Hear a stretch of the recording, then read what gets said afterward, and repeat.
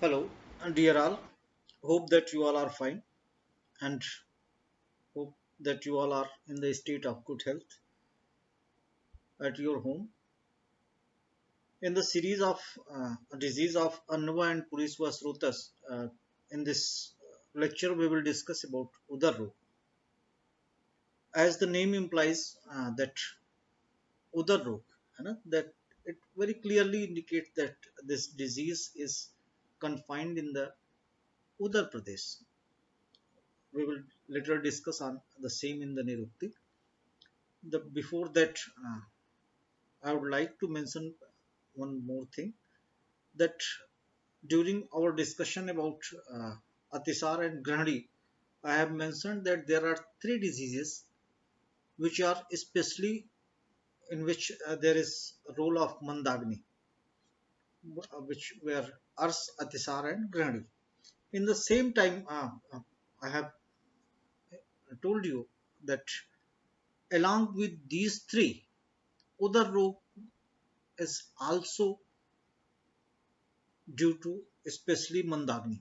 Mandagni plays a very important and vital role in the development of Udar But almost all the Acharya have described it in their in the context of Udar Roga. Said that uh, Roga Sarve Mande Agnu Sutaram Udaranicha. It says that Udar Roga is especially the disease which is due to Mandagni.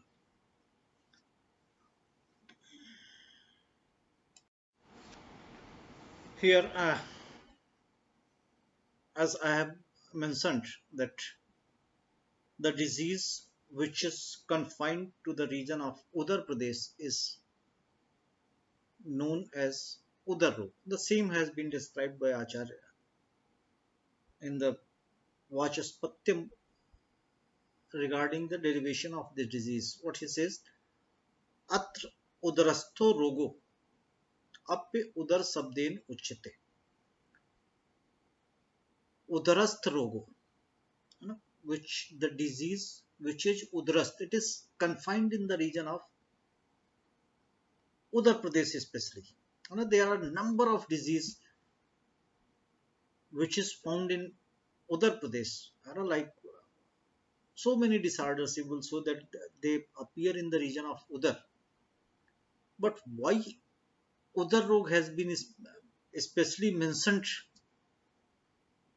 There are so many diseases. Amlapit is there, Pravahika is also there, Visuchika is also there, Atisar also there, Granadi is also there. There are a number of disease which is confined in the region of Uttar Pradesh. But why? What is the special characteristic due to which Udar Rog has been especially mentioned that this is the Udar Rog? Why not Amlpit? So there was pathology was something different in this Amlpit and there was in Gradi and in Atsar. So pathogenesis was something different. But in the case of Udar Rog, it also have different pathology. Udar Rog is especially defined in a very clear context that the disease which is manifested in Udar is known as Udar Rog, and it is manifested in which form? This is most important thing. Then in which form Udar Rog is manifested in that particular area. So all of the Achar have also indicated the same in their um, definition that what is Udar Rog. So I told you that there are so many diseases. So what is the characteristic point which defines that this is Udar Rog? There are a number of disease which appears, which is manifested in that particular region. But Udar Rog especially have one of the most important feature, and that feature is, and that important feature is the abdominal distension due to abnormal divulsion. in a particular area, either in a particular area or in whole abdomen. So, both of these definition has been advocated by the Acharya Charak, and the first one is in the reference of Shoth, chapter 18, that there are different type of Shoth, and in that context the Acharyas have described that there is abnormal accumulation of something, vitiated dose, that is vitiated dose, in between the skin and flesh. There is abnormal accumulation of those in between skin and flesh is known as Udararoga. You can say there it gets accumulated. What says that prakupitas twak mansantaram asritam. Twak and mans. It gets accumulated between twak and mans. In the same pattern, when Acharya Charak have described Udararoga, and there too he have advocated, just say a second line of the first line of the second slok at tok mansantram agam kukshim adhap adma admapyan vrisham, means vitiated dosas get accumulated in between skin and flesh, that there is some space there from in which these vitiated dosas get accumulated, and the part is in between the skin and flesh, and what they leads adman. And what is adman? There is abnormal distension of the abdomen. So now you can say that the disease which is characterized by distension of abdomen due to abnormal accumulation of vitiated dose in between twak and mass, in between skin and flesh, that disease is known as Udararoga. In toto, Udararoga is defined as the disease which is characterized by the abnormal distension of the abdomen due to abnormal accumulation of vitiated dose in between skin and flesh. This is the most important definition of Udararoga. So you can say, though there are number of disease which is manifested in the region of Udar, but the disease which is characterized by abnormal distension due to abnormal accumulation in between skin and flesh is known as Udararoga. And now this is the another most important thing, whether the distension is generalized or it is localized. That you know that there are if you if you will see that according to modern medicine there are 9 quadrants of abdomen. Hope that you can recall that there are 9 quadrants of abdomen. So if there is distension in either particular portion, say either in the umbilical region, either in the epigastric region, either in the hypogastric region, whatsoever, whether it is confined to a particular region or whether it is generalized, it is happening in more than one uh, quadrant or 2 quadrant, 3 quadrant, 4 quadrant, either in 9 quadrants at once. So it must be known that abnormal distension may be either localized or generalized. Either it should be in a particular quadrant or it may be present in the 9 quadrants. So we will discuss later on that there are 8 types of Udararoga. Udararoga is further classified into uh, 8 types as a Vatodar, Pittodar, Kafodar, Sannipatodar, Chidrodar, Yakritodar, Plohodar, Batugododar. Likewise, there are 8 types of Udarrog, and you will see there that in certain cases that distension is confined to the particular region. If you will see that there is uh, Plehodar, so there is abdominal distension in the right side of the abdomen, in upper right side.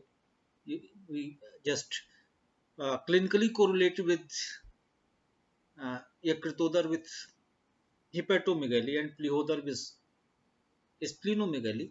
So accordingly, there is abdominal distension either in right side or left side depending on the particular part involved. If